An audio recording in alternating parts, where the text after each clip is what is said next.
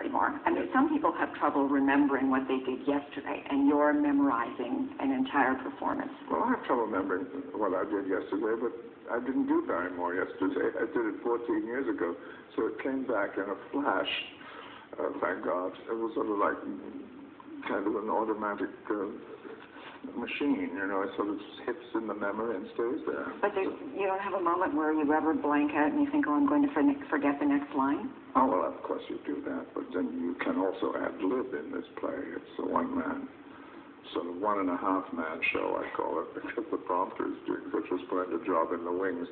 But at least I can ad-lib if something goes wrong. So why did you want to do it, reprise it? You did it years ago, 14 years ago. We did it because, first of all, Toronto really didn't see it properly. I only played it here for about 2 weeks. And principally because we wanted to film it.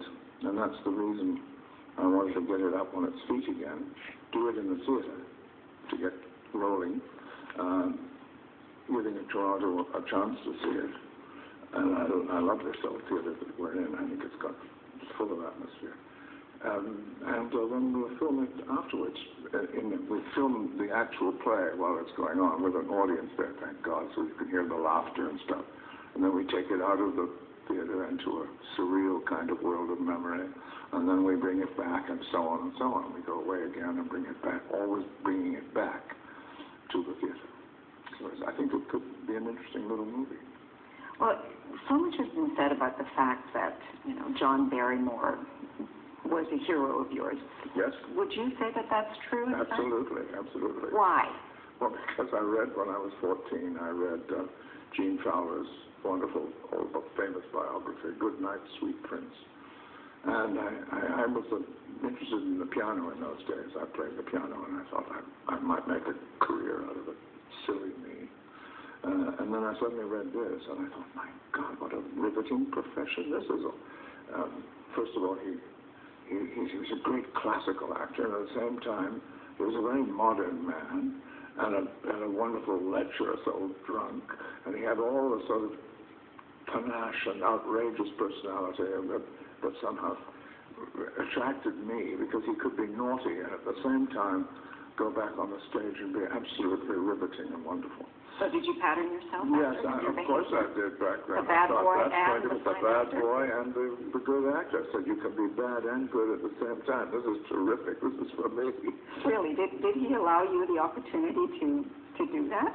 Or was that just your nature?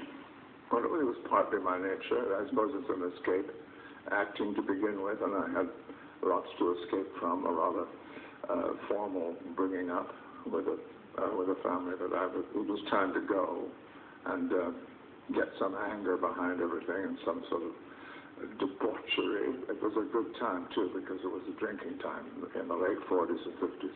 Okay, Drink was still fashionable in those days. Drugs hadn't quite hit us yet. Okay, let's just rewind a little bit. What do you mean? I can't rewind. You must go on. I'll rewind. You said to get out of that family you had to be bad? You had to... Yes, you had to search for a kind of anger of your own and a release from... I've been taught to sort of hide my emotions. That was the correct thing to do. And of course, acting is the opposite. You have to spew them out all over the stage if you're going to be an actor of any kind of standing. So I used him as a kind of beau ideal of acting and went into the theater. You see, he was probably considered that time the greatest actor of the classic theater. He made such a huge success of Hamlet in London, too, both in New York and London. And in those days, it was unheard of an American going to London and beating them at their own game. So Olivier and Richardson and that sort of other great group of great actors hadn't appeared really on the scene yet. So in those days, Jack was alone as this creature of talent. And so he was not just my beau ideal, he was the beau ideal of a lot of young actors.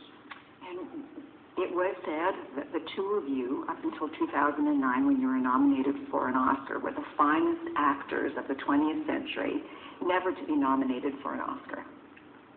Did that bother you? Pardon me? No, not at all. Why? Did you point the finger at someone else and say it's their lack of taste? No, you don't think about awards. But the thing is, when you love the profession like I do, I mean, it's given me so many extraordinary, all sorts of wonderful awards. But you don't think of them. If you did, you'd mess it all up. I mean, you go on to do the work, and how wonderful it is in front of live audiences. You're not thinking about, am I going to win a prize for this? But when you were nominated in 2009 Yes. for The Last Station, Yes. did you feel good? Well, I was very honored that I was nominated, of course. I think that's great. In fact, I think nominations are really just as important as winning, because how can you compare one performance out of those 5 nominated people? You can't, because they're all of a different nature.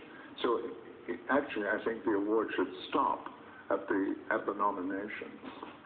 Well, except you're working with a director who just won a big award at the Golden Globes, Yes. Best Director, Yes. for The Social Network, and you're working with him on your new film, Yes. Girl with a Dragon Tattoo. So is there a cachet about this man? Because now you're going to have you are working with him. Well, the cachet is that he's an extremely talented and fabulously technically equipped director. One of the best of our time, I would say, with no hesitation. I'm finding him fascinating, quick, wonderful at creating atmosphere, which he does in every film that he makes, or that I've seen so far. And particularly in this one, he's already cast an atmosphere that the book did immediately. So I'm very fortunate to work with David. I think he's a wonderful director. So what do you like about the character on Rick Vanger that you're going to be playing? Oh, I think he's about the nicest guy in the whole piece. They're all such sort of rather devious and unattractive people. And poor old Vanger is the man who is kind of has been hurt by all this, by a treacherous family. And no, I'm enjoying it thoroughly. He does have edge, of course, because he's Swedish. He does have a sardonic humor because he's Swedish. But I think he's probably the nicest fellow in the cast. Now, okay, so that's fun for you to play the nicest fellow Yeah, in the it's cast. great. For a change. For a change. Okay, you brought it up. All this talk about you being a monster and now being a pussycat, when you see these headlines, he was once a monster, he's now a pussycat. Oh, don't is you this love true? Is this another performance? Are you really the monster still? No. No? I never really was. Really? No, of course not. I just had fun being naughty, but it's not being a monster. How about being tough and very... Well, I think I'm tough without knowing it. I think I do have a survival instinct, and I'm tough. I can handle criticism extremely well, and bad criticism, and good. And I don't jump in the air at 14 feet when I get a good review. I'm just grateful that somebody gave me one. But I also don't jump in the air out of sorrow because I get a bad one. I usually read the bad ones and learn from them. That's what I have done all my life. And Those, of course, I'm talking about intelligent critics. Not okay. There's the other lot that we just don't talk about. So you don't suffer fools? I don't think so, no. What about ego? Well, you have to have a certain amount of ego to be in our profession to begin with. I think in any talk, what about politicians? Talk about ego. We look like Mickey Mouse in comparison to some of the sort of mad, power-struck egotism that exists in the politician's life. The white elephant in the room. I have to raise The Sound of Music because I know years ago you... That's a good title. What? The white elephant in the room. But what was that picture? I never did that picture. Okay, I'm going to ask the question. You called it The Sound of Music. It's no secret that years ago you hated it. You showed The Sound of Mucus, you mean? The Sound of Mucus. You called The Sound of Music The Sound of Mucus. That's right. And you certainly you didn't hide your disdain for the film. Oh, no, but I also, the press picked that up and stayed with it, you know. They didn't listen to the good things one said about it, which I said many times. I've always admired the movie for what it is. I just don't happen to it's not my cup of tea. As an audience,